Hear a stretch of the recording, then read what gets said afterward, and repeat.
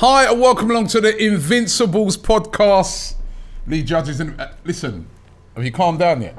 What do you mean? We'll calm down. Jeez, that interview I did with you after the game, you were so upset. The way you tore into Manchester City fans. I mean, yeah. You want to apologise to them now? Nah, I mean, Okay, that was a bit harsh. I thought, you know what I mean, the way you laid into them, they ain't got no class. They just the money and all that. You take the money if it came to Arsenal, wouldn't you? Yeah, but like, you know, look, with that, it comes a certain thing. Listen, I was more. Listen, it wasn't their fault. If I'll be honest, it wasn't, you know, their fault about the referee and all that. But I will say that Pep's very clever how he does it. You know what I mean? Gets the referee on their side and everything. But ultimately, it ain't really Man City's fault. It was just absolutely. I've watched the game back again. Yeah, so and it's just the refereeing decisions, and it's not such the penalty decisions, and it was the biasness towards one team and the other. And I mean, like, every time they fouled, get a little warning, don't do that again. Every time Arsenal fouled, straight away yellow card. And that was the thing. Nothing to do with the penalties. I look back on the penalties.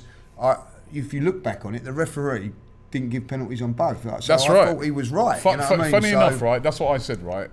I still can't get my head around how they overturned and sent him back to look at the camera on the first round, right? Because if you look at it, they had every reason to just leave that one alone. Yeah.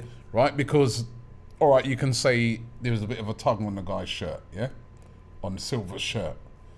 What was that tug enough to make him go over? Absolutely not. Exactly. Right? And if you actually see what the referee does during the game, when you watch it, the referee says to Silva, get up, man. Exactly. You know what I mean? Right? Exactly. So who in the VAR now feels that that's such a clear and obvious mistake that pull of the shirt made him go over, go back and look at it?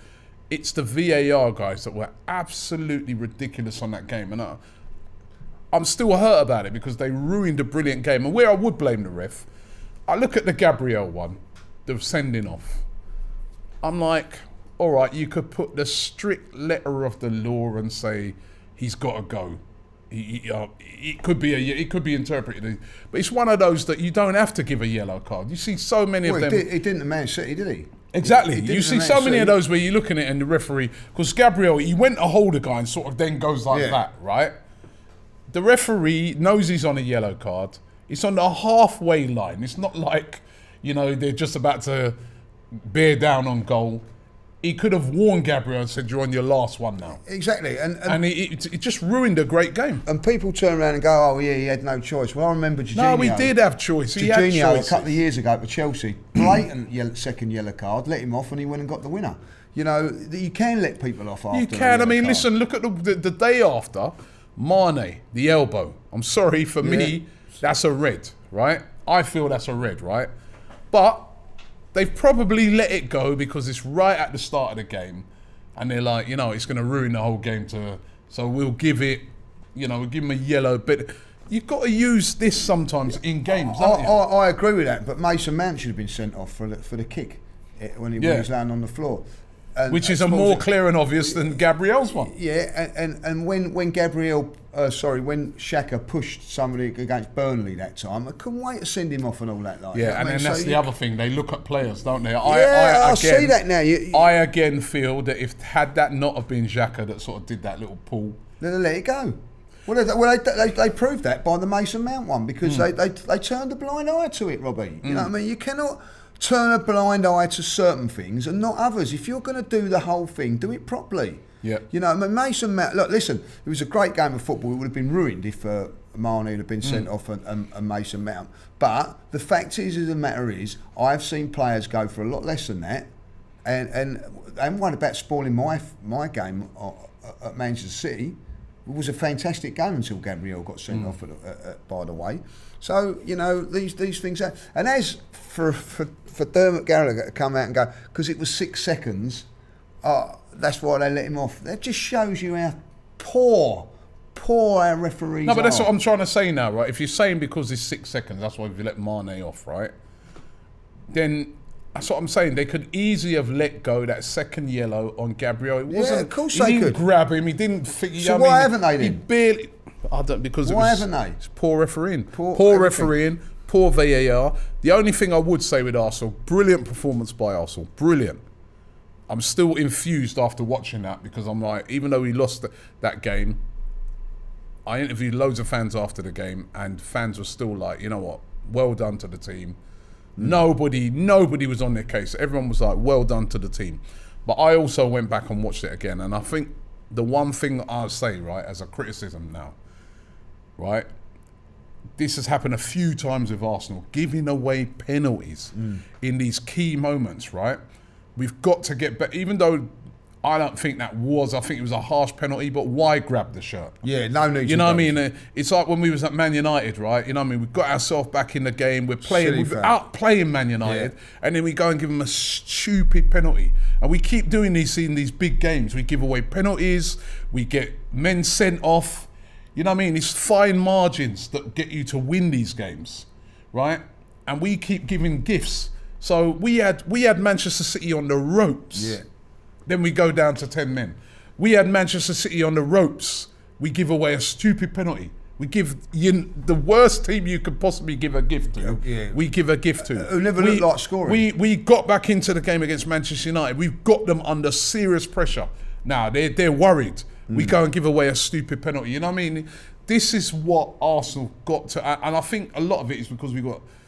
Well, I say we've got young players. For Granit Xhaka's a senior player, but we got. I think sometimes it's the youth of some of our players. You know, Odegaard in that situation, Gabriel the other day. It's the youth, maybe that's that little bit of inexperience. You know what I mean? Again, even at the end of that game, you know, City go through and score. That's when you got to start doing some of that stuff where you just fall over and stay down just for a be a while, little bit and more. you know what I mean. Some of that sort of game management type thing. And again, I put that down to the fact that these are young guys that are learning still. But honestly, I was really happy with that performance. The thing for me, and I'll be honest with you, if Arsenal lose, I never watch Match of the Day. I'll be honest, and I don't watch games afterwards. But I did watch that one. I did watch that because it was a brilliant performance, and I wanted to see where we went wrong and what we did. And you're right. We play. Listen, teams have said you can't go toe to toe with Man City. You can't do that. We went toe to toe with them and out-footballed them. Yeah. And that was the greatest thing about it. I've seen other teams beaten by parking the bus, relying on a bit of luck and Manchester City missing chances. We actually took it to them and played through them. The goal we actually scored, if you ever look back at the goal we scored, we played all around them. So there is, and we played our football against probably the best team in league, if not in Europe, and we outplayed them. In that first half, by the way, we was brilliant. We should have been 2 or 3-0. I've not seen a team do that to Manchester City ever. You can talk about PSG, you can talk about I think Lyon played like that against them a couple of seasons ago. That's the only team that I've seen do that to them, you know what I mean? Like, and we done it to them. So all credit to Arsenal, all credit to Mikel Arteta wasn't even on the sidelines, so you have to credit the people on, I don't like that Albert, like with his little earpods in, but I sort of because of what happened, quite started to like him a little bit, So everything about that it would have game been was Arteta's fantastic. instructions. Arteta would have set it up before the thing. Arteta's instructions on how to play the game. And I remember when we did last week's podcast, I spoke about, everybody seems to play City in the same way, right, this season, which is basically just sit back and try and catch them on the counter, right? And as I said, I haven't seen it work. So I hope that Arsenal try something different, mix it up a bit. And they did do that. They were brilliant. They were brave, played the ball out from the back.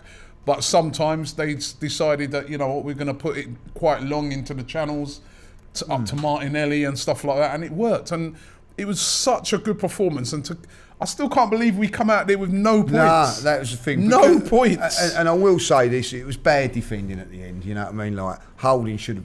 Yeah, it's a bit unlucky though as well. It was a little bit comes off a player and then falls to, See, he's a little bit unlucky as well. I mean, you have to ride your luck, and we did. We didn't have the luck. But listen, the two best things about it for me, Martinelli and Saka, absolutely they run them ragged. One of the first games that I've seen, I've been watched, I watch all football. And I watch a lot of City, obviously, this season because their games always get shown. And that guy Cancelo, when he plays, he's just like good player. He's not even like he's a right back. He's like a forward player. He's never at the back. In that game, he could barely get forward because he was just under pressure all the time. He couldn't handle him. He was under pressure all the time from Martinelli. He had to play as a right back. Yeah. Right, and the same on the other wing. You know what I mean? They terrorised. And then what I did, you're forgetting one other player, right? That I really want to throw into the mix, right? And that is Tommy Yasu, who had the very difficult task of marking Sterling, and was brilliant. Yeah. And again, he kept Sterling quiet all game, which is a hard thing to do. All game. And I'll tell you what, I've actually said before, and this was not a criticism of De Bruyne. I don't know whether De Bruyne is a good player or not when he's come to the Emirates, because it's been like a training session for him. Like he's not had to get out of second gear on 3 or 4 occasions. He's had the freedom of the Emirates, and you think to yourself, well, obviously he's a great player, but it just hasn't been tested. He was tested on Sunday, Saturday for the first time, and I'll tell you what, that's the worst game I've seen him play. He got beat. He never looked into it. Every time he got the ball, we was on him. He didn't like. He gave away the ball for the goal. Fantastic, you know what I mean? You say Sterling never got a kick, Partey just totally dominated the midfield. He was brilliant. He was absolutely brilliant. He was imperious. He was fantastic, and there was a lot of question marks, not from us, by the way, about Odegaard. And he's done it against people. He's done it against Southampton. He's done it against Manchester City. He absolutely in that position was fantastic. Yeah. And I've always said that his work rate has been superb from day one. And now his ability is starting to show. And we've got these 3 or 4 youngsters now in his side. You wouldn't swap them for anybody. I'll tell you what, we were talking about it in the pub afterwards. If Pep come up to you now and said you can have Sterling and Jesus, and we're taking Martinelli and Saka, would you? No. No, nor would I. Nor would I. Now, I'm happy with those guys. I'm happy, and they're young, and they're going to get better and better and better. And exactly. So all of a sudden, if you put the 2 teams up, the 11 and 11, Arsenal are getting players into the Manchester City team now. You know what I mean? Like best 11, which 2 or 3 seasons ago. And I've been really honest with that. When we was doing the Spurs and Arsenal one, we were struggling to get any Arsenal players in there. Now you look at it and go Harry Kane would get a game. That's about all.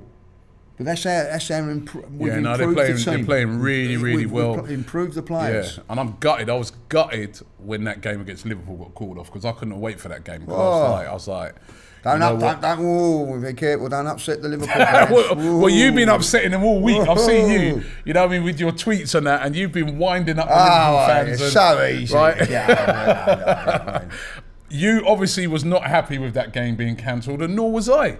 I'm sorry, I'm not happy with how that game got cancelled. No, I'll be honest. I'm going to be really, really honest about it. I understand that they've got COVID and the game's going to call off if you want to call it off. That's fair enough. But what's happened from that game being called off is it hasn't affected Liverpool one iota. It's affected Arsenal fans. This is what's got to me.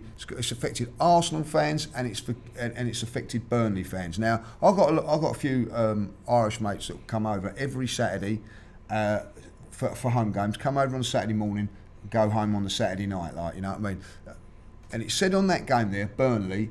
If you have a look on the websites and all that, it always says game subject to change. Burnley wasn't subject to change. Never said it. So I've got my mate and his boy for a Christmas present got to looked at that game and said, that's the game we go to. Now it's been put to a Sunday. His boy plays football on a Sunday, so he's either got to give up the game on a Sunday or not go. And everything's been for Burnley fans as well, all changed. For Liverpool, it's not affected them one iota. Even in fact, so you could turn around and say they've got slight advantage. I don't know. Even the home leg and the away legs changed. I think when you look at it, right. So next week, the first game is going to be played at Anfield, right.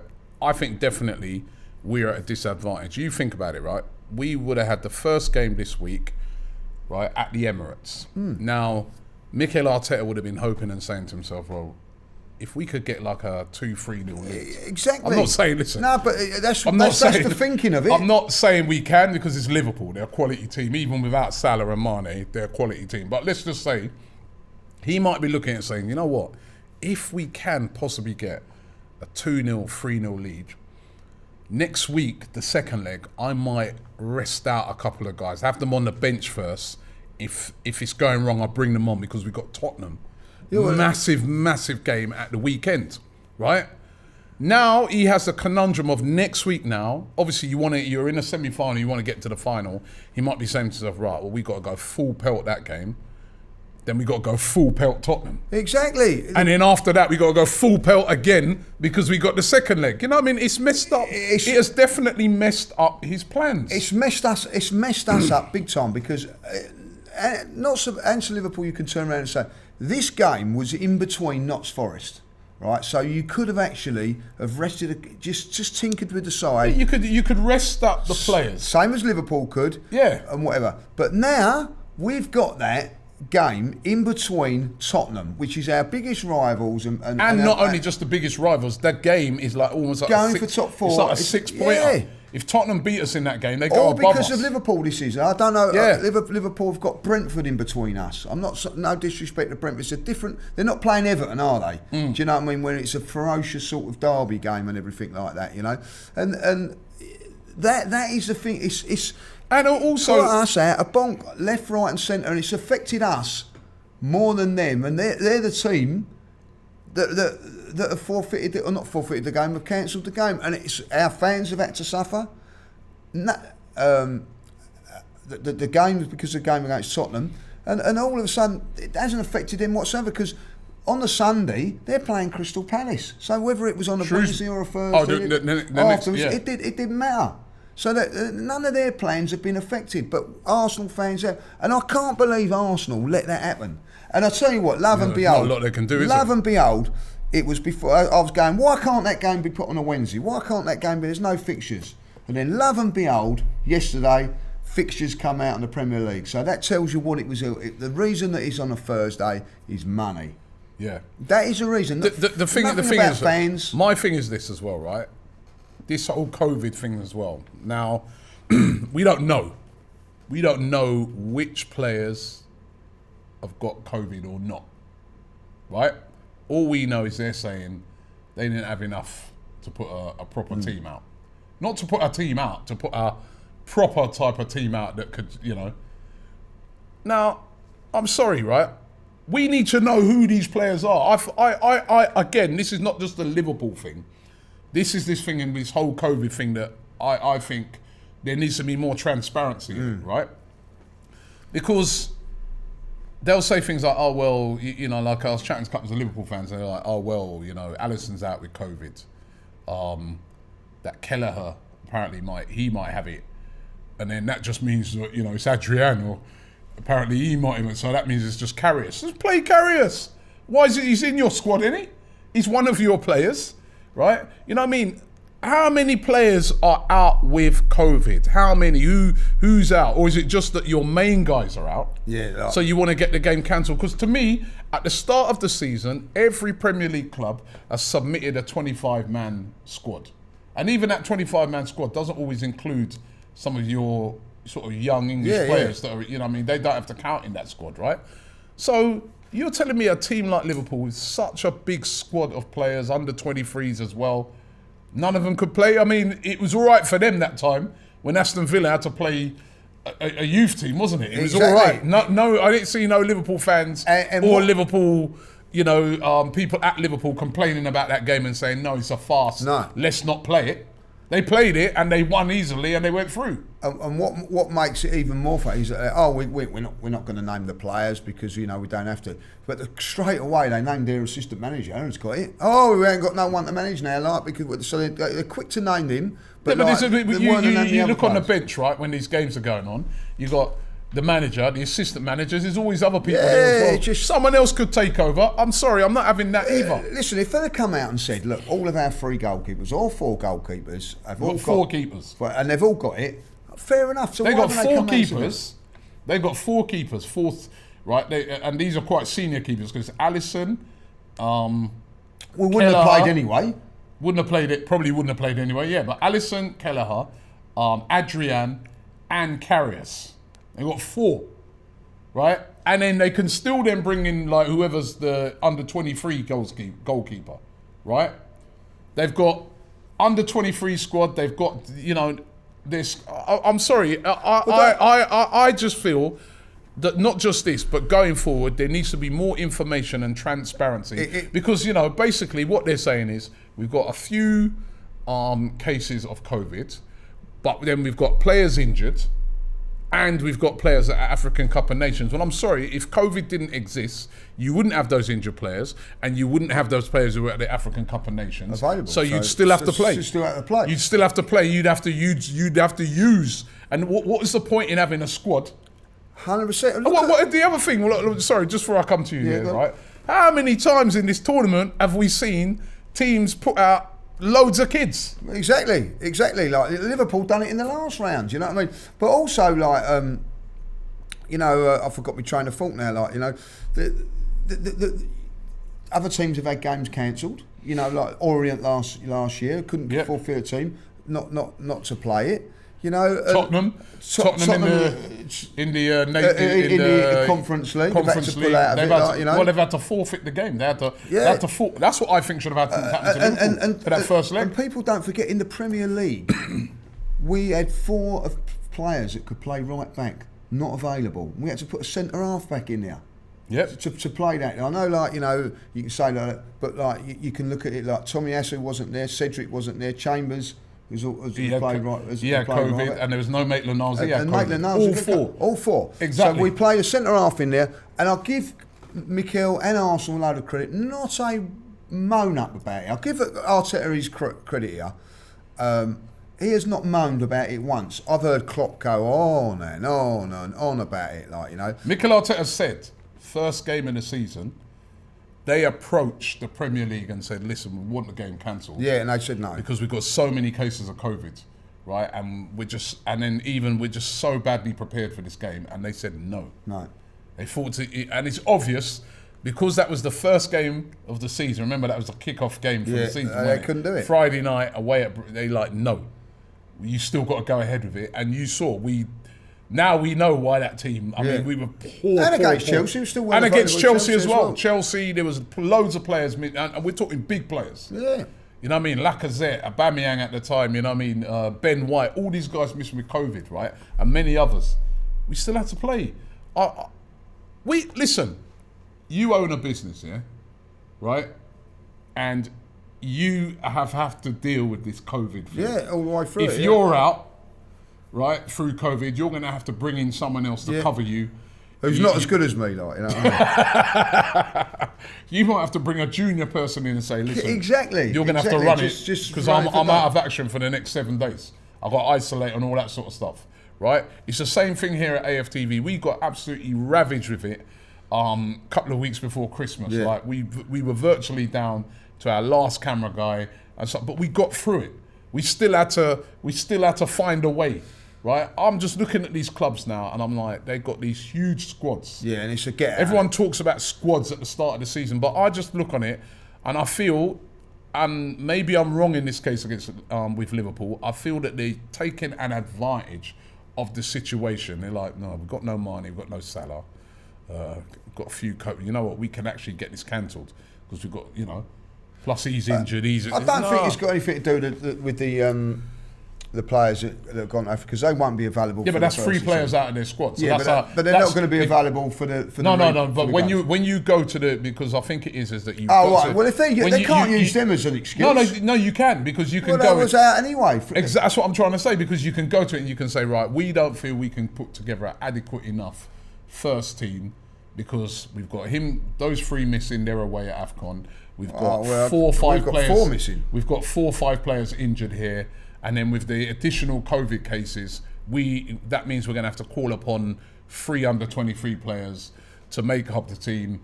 And we've only got 1 keeper, but we don't think it's... It's very convenient that they shut their ground down as well, by shutting down your training ground, I'm not saying it was right or wrong, but by shutting that down, that's basically telling the league and telling everybody we ain't training now as well. Like, but you can train elsewhere. You can also get the players that don't have COVID, and they could still go and train. They could train at Anfield. Yeah. There's a pitch at Anfield, isn't there? Yeah, they go and train there. It's a little bit convenient from that point. Not like you're going to go over to the local park and train there. No. You could get the players together and say, right, all the players who ain't got COVID, right? Let's play. Yeah.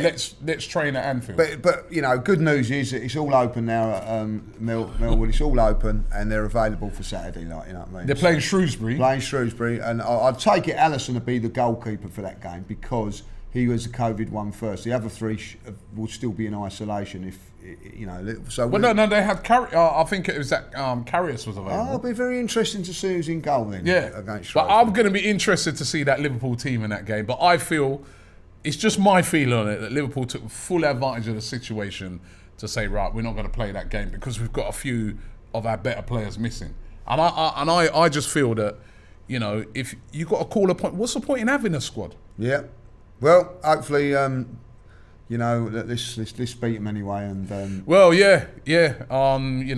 go up there, get a nice little draw up there, and then beat them at the Emirates. Yeah, but I'm still gutted though because I was looking forward to that game on Thursday night. That's a favourite. It was a cold, wet night when it would have got wet. So thank you, Liverpool fans. Well, you wouldn't have done because you'd probably be in a box. Well, I would have been lying in a warm with my blanket. But, so do you think we'd be at a disadvantage going to play the first leg at their place?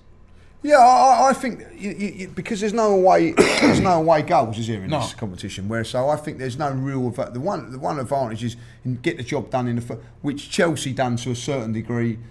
Should have won by more against Spurs, but they're now going to White Hart Lane with a 2-0 lead. You know what I mean? It's hard enough going. It's like if it's level, you know what I mean. You wouldn't back. It's 50-50, but now they've got a 2-goal advantage. Yeah. Favoured very much in Chelsea's favour now. So they've nailed home that home advantage early on. We could have done exactly the same at the Emirates. Now, I do. If we were to go up to Anfield and they win 2-0 up there, and what I mean, the advantages they've had the advantage, and the draw told us to have the advantage. So. Why they've had to swap the legs? What's the point of the draw? Why, really, if they've swapped the Burnley game over, like a Premier League game, why aren't they swapping the first leg and second? So we had the first leg here next Thursday. You know what I mean? They ain't worried about upsetting Burnley fans or Arsenal fans travelling for that game on the Sunday. So I just don't see the sense why we've had to be the home leg now is the first leg up there. I don't understand that. If someone can explain that, I can't. When is it disrupting fans? Is what they're going to turn around and say? Well, you're disrupting fans for the sun by changing the game on a Sunday. So I don't really understand that. You know what I mean? What's the point of having a draw? You're sitting there going, "Oh, please get home at first." When we come out first, I thought, "Oh yeah, I'm pleased with that."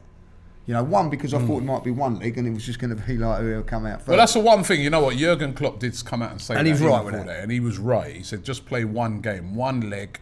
Why, in this current COVID times, why are we playing two legs? So it makes no sense. So for one leg, exactly. Went to a neutral ground. Or even who come out first. Yeah. Like, has it done? So we could have played Liverpool at Villa Park one leg. Could have done, or it could have been like, a home advantage, whoever gets drawn out first, like it did. Like Chelsea got and Arsenal got lucky on the draw. But I just think that's Klopp was right with that. I do think he was right with that. And it's like the replays in the FA Cup are not there no more. This year, and rightly so. You know what I mean? Because of what's going on. Just do the sensible thing. That's what I'm saying. The sensible thing was to do one game. The sensible thing was to. But what we've done now is ridiculous. You couldn't make Liverpool and Arsenal play one game when you're making Chelsea and Tottenham play two games. It was ridiculous, you know what I mean? Just one game done. One game, Klopp called it and he was right on it. We move on. It's Nottingham Forest at the weekend in the FA Cup. Yeah. I remember the last time we went there. Done. The last time we went there, that was the FA Cup as well, wasn't it? Yeah. And we got tonked. That was an awful performance by Arsenal that day. It's going to be interesting to see again what team he puts out, because I think we got that game. I mean, I want him to go. I want him to go for it. Yeah. I want him to go for it. First of all, I don't know if you saw today that it was announced by Arsenal that they're going to be playing in an all-white kit. Now, when I first saw this, I was like, all-white? What?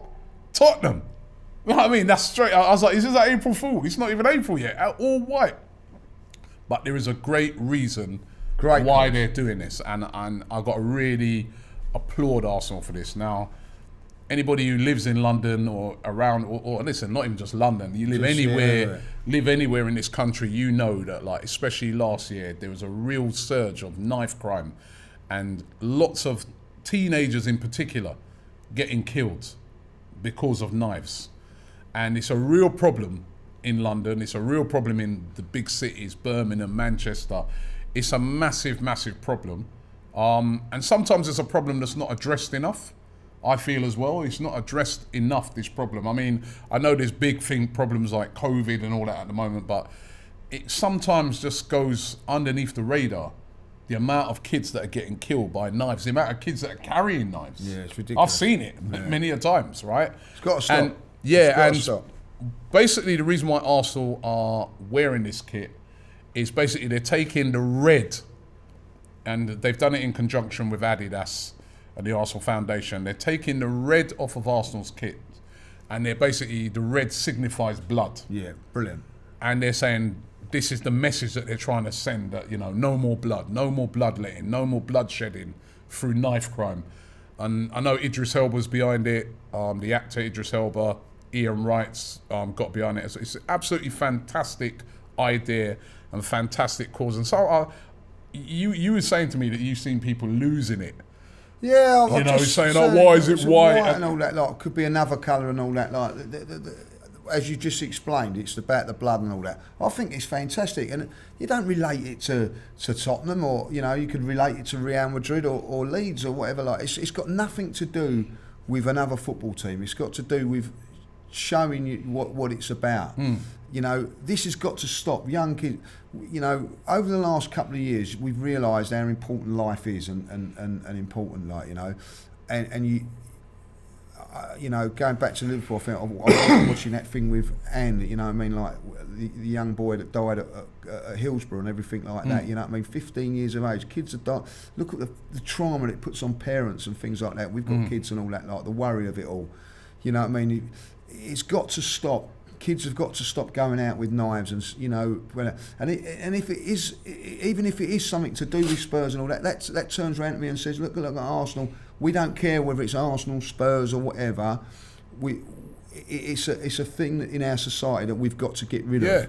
Got to get rid of. Yeah, I look at it and I say, the fact that Arsenal knew that by making it all white, exactly, some people are going to be like, what? Yeah, it's a statement. It's a powerful message. It's like, what they're basically saying is, we don't care. This is nothing to do with club rivalry or anything like that.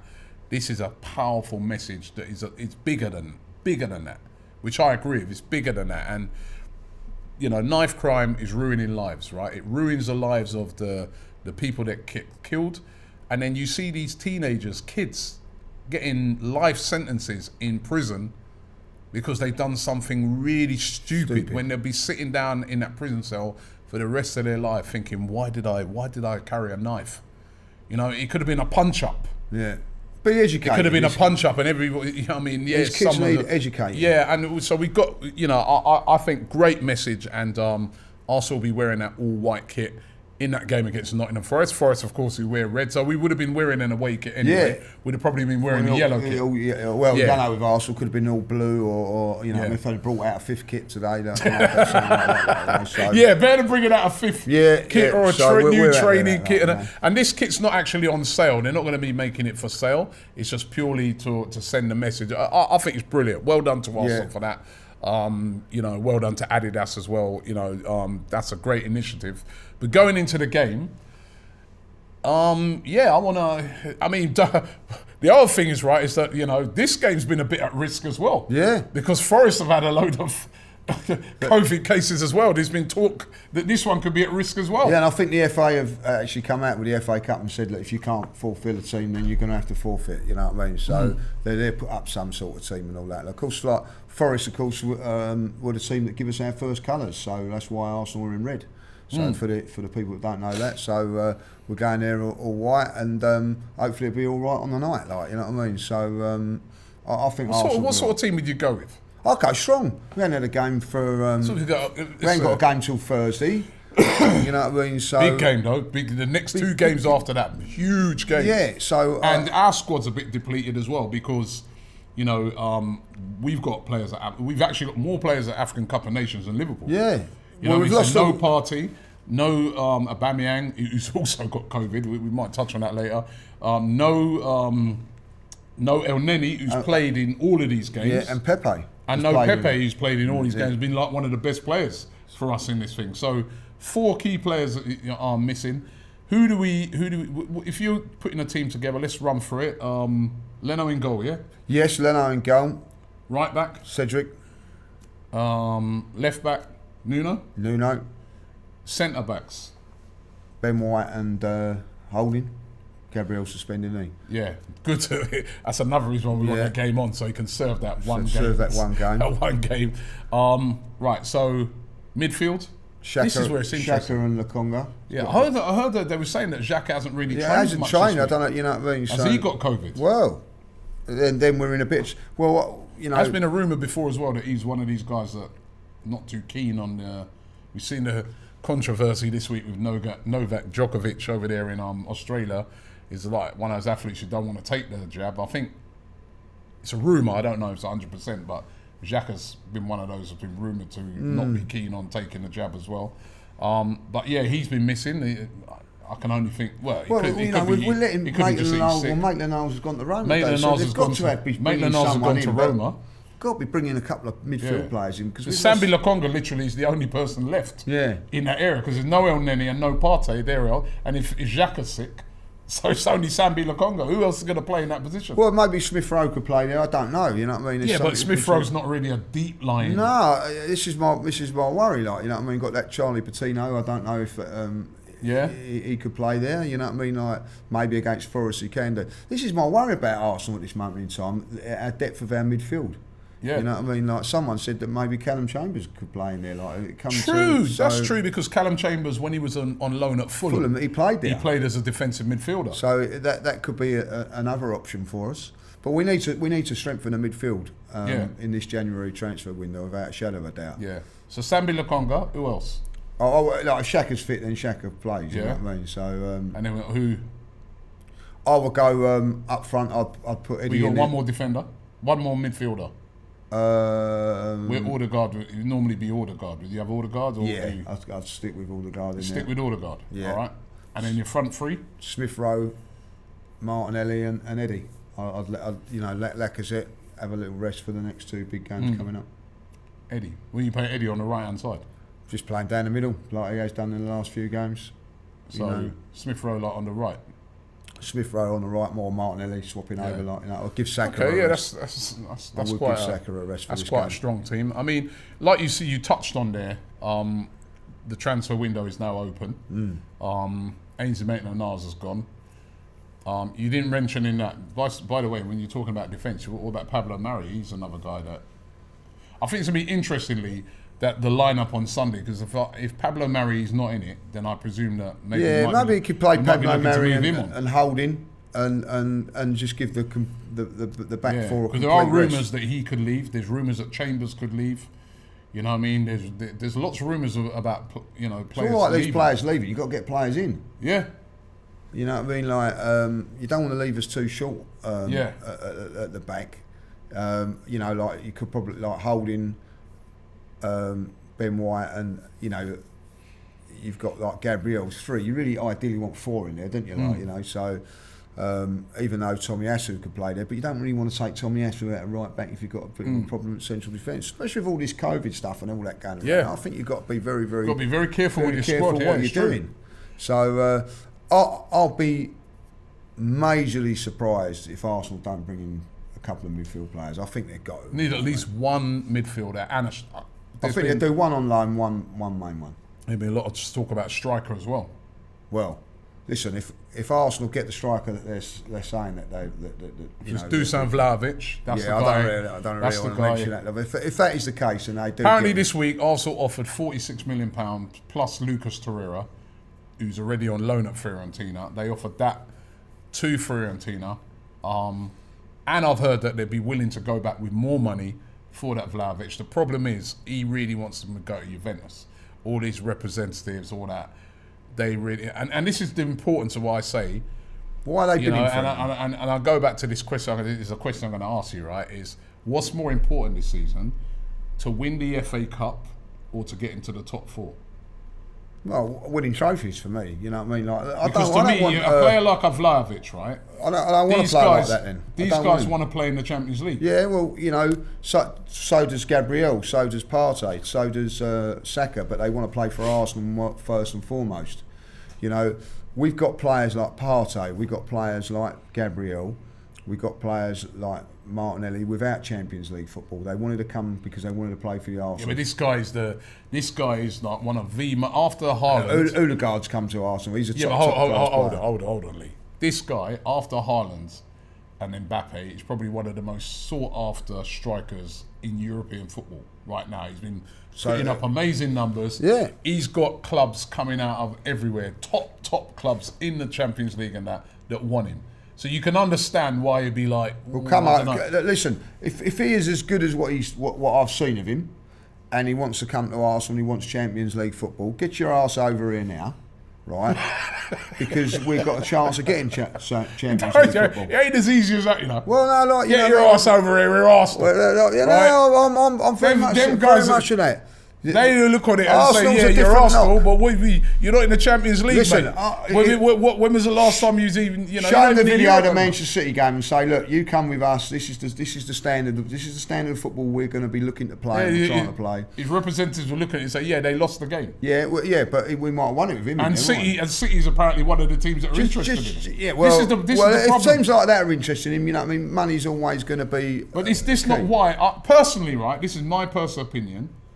This season, I think is more important to get into the top 4 than win the FA Cup. That's my opinion. I would rather us get in the top 4. We've got a very, very good chance of getting into the top 4 with the squad we've got at the moment, Robbie. But if I had a choice, I would take the top 4 over the FA Cup this season. That's me. Right. I feel for. I like what I'm starting to see. You're saying then, so what you're saying then is you're going to get this player's going to come, right?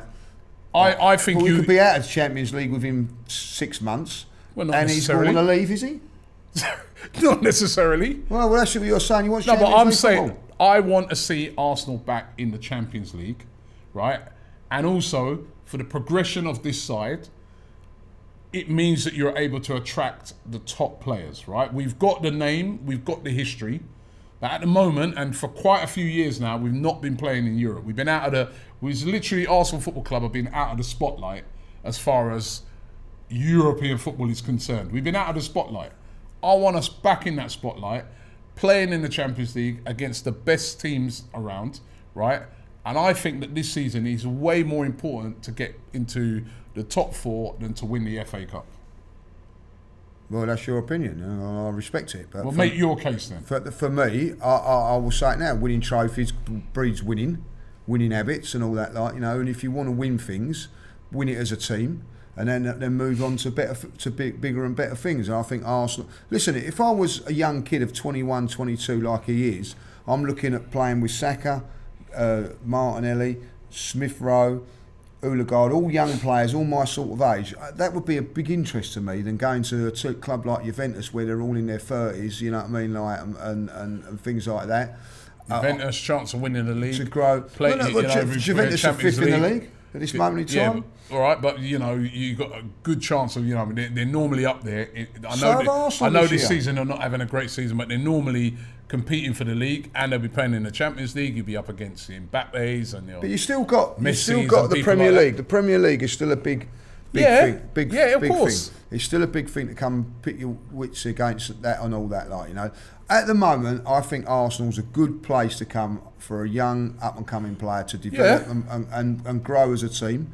So that would be one of the things that I would say to him. Like, you know, I think if he was to come in January, I think we've got a very, very good chance of winning the champion. Steady on. Steady on. I've had a drink. No, if we was to get to the top 5, we've got a very good chance of getting to the top 4. I think if we was to add him and a midfield player, then I think we would guarantee us getting top 4. And I think that should be the priority for Arsenal. I think right now we have got a great chance of getting in the top 4. There's a few clubs in it. Arsenal, as we said it last week, Arsenal, of course, Spurs, West Ham, Man United, and I think you put Wolves in there. I was very impressed with Wolves. Very impressed with Wolves, and they've been very, very impressive under that new manager, Lage. So I'll put them in. There's 5 clubs vying for it, but we are in the spot at the moment. Now is the time in the transfer window to go out and make it that you've got the best possible chance of achieving that. Yeah. And strengthen those areas. And also give the other teams a kick in the old goalies along the way as well. Like, because if you were to sign, say, like a top midfield player, I know we've been linked with that Bruno Gavares or whatever his name is. Like, we've been mentioning that. Where if we was to get, say, just for instance, them 2 players in, you know, what I mean, you think, wow, they're a good side as it is, and now they've got them to add to it. Do you know what I mean? You know, it would be a real big boost for us going forward as well. Like, you know what I mean? And a lot of them other teams are faltering. You know what I mean? You look at Manchester United; they're faltering at the moment. You look at Tottenham. All right, in the league, they've been grinding it out really more than being impressive, haven't they? Yeah, they've been a little bit like us on our run earlier on. Yeah, they've been grinding it out, right? Not convincing, but getting results. Not convincing, but getting results. You Wolves are in there. West Ham, you know, can be brilliant, but then sometimes when the pressure comes on, can be a little, you know, it's anybody's, it's anyone. Exactly. And actually, you look at it and you say, there's even could possibly maybe a 3rd position up for grabs as well if you went on a great run. So go and strengthen. I want Arsenal to strengthen in those areas. It's worth shelving out the money, but I've just looked on it and I feel that this season, for me, top 4 is more important than winning the FA Cup. If that is the case, the top 4 is more important. You know, you've got to strengthen in January then. Have to. You know what I mean? Like, have to. If Arsenal don't bring in the forward or midfield player in January, then it's very difficult to do.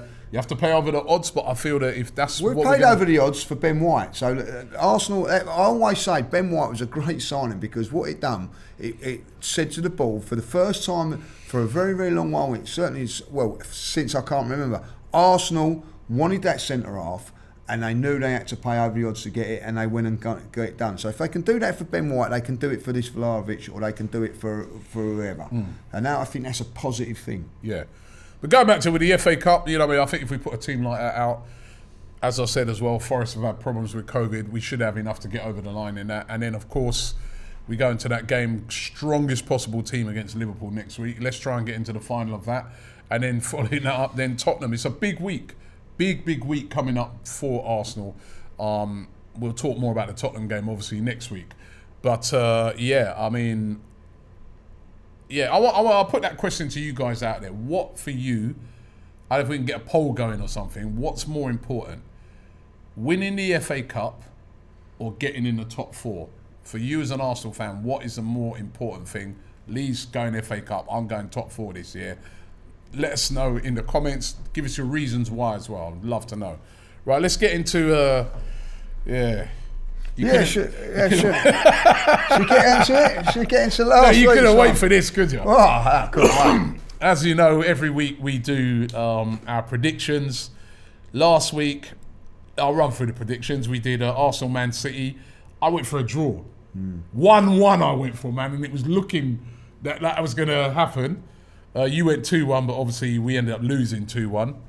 Chelsea, Liverpool, no points for either of us. Chelsea v Liverpool. Chelsea versus Liverpool, no points for us, you just said. Chelsea. No, I'm on about the Arsenal Man City. Oh, well, no points. No points for anyone. No points. Chelsea versus Man City, I said it'd be Chelsea versus Liverpool, sorry. I said it'd be 2-1 to Liverpool. Lee went for 2-2. I don't know how he pulled that one out. Pulled it out that bag. Got it right on the money. 2-2 it was. 3 points for that, for Lee. Man United versus Wolves. We both went for a Man United win, so we both got that wrong. And Crystal Palace versus West Ham. I went for a Palace win. You went for a draw. Yeah, West Ham won it. And West Ham won that. So Lee winning with 3 points. 3-0. 3-0. Good start. I'm happy with that. Good, Right. So obviously, good foundation to build on. all right. Nice 3-0 first leg. That's what we want. Oh, come on, you Gunners. Right. This week's games are interesting because the FA Cup. Oh, yeah. So let's kick off. Nottingham Forest versus Arsenal in the all-white kit. On the all-white kit, I'll go first because I'm 3-0 up. Jesus Christ. Forest 1, Arsenal 3. 1, Arsenal 3. Forest 0, Arsenal 2. I'm going. Here's a game for you. Millwall versus Palace. Millwall versus Crystal Palace, a big South London. Oh, the old South tear London up. derby, like. Yeah. You go south of the water, you're well out of order. 2-1 Palace, but I think that's a tough one, that is. 2-1 Palace. Yeah.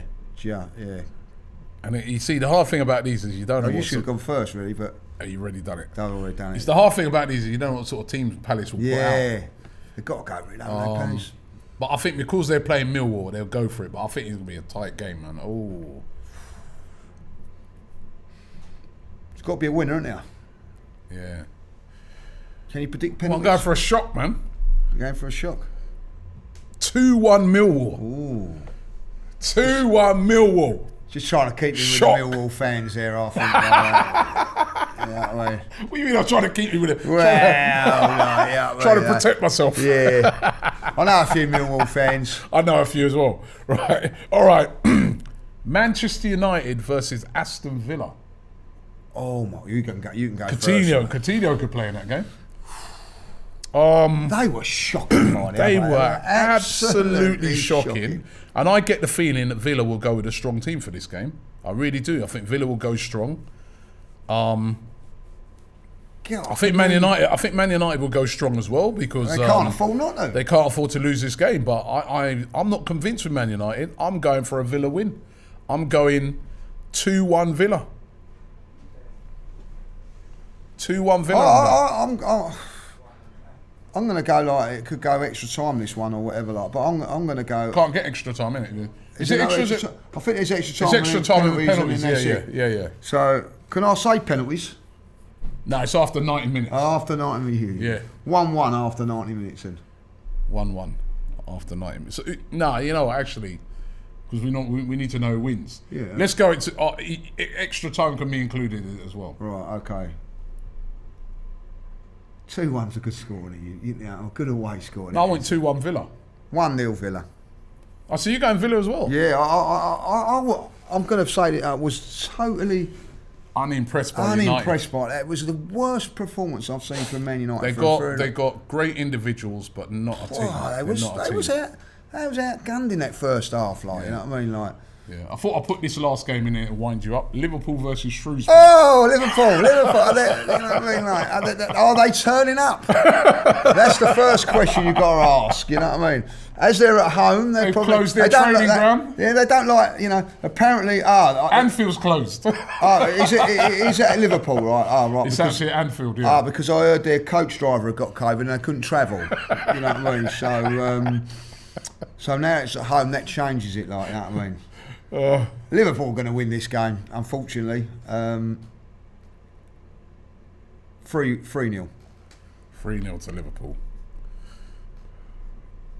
Yeah, I think. Oh, right there in the wrong column. 3-0. Yeah, Liverpool. I think it's Shrewsbury a goal, man. 3-1. Give them 3-1. Yeah. Give Shrewsbury a goal. Especially 3-1. if Spurs have got Milner in goal. You know what I mean? Like, be interesting to see who's in goal for Liverpool. Be interesting. It might be Karius. I'll put 3-0. That's how I got my one goal. Because he ain't handling nothing. Well, listen, thank you very much for watching and listening to this podcast. Don't forget you can get it on all the normal formats. Don't forget we'll be hopefully on the game, but we'll be all over that game, Nottingham Forest and Arsenal on Sunday, 5:10 kickoff. And of course, next week we'll be back. We'll be reflecting on the Liverpool game because, you know, should be played this time, right? And of course, we'll be looking forward to the North London derby. Arsenal visiting Tottenham's new stadium for the first time with fans, right? So it's going to be really, really interesting. Like and subscribe to the video. Don't forget to check out Lee's channel as well. Thank you, and we'll see you next week.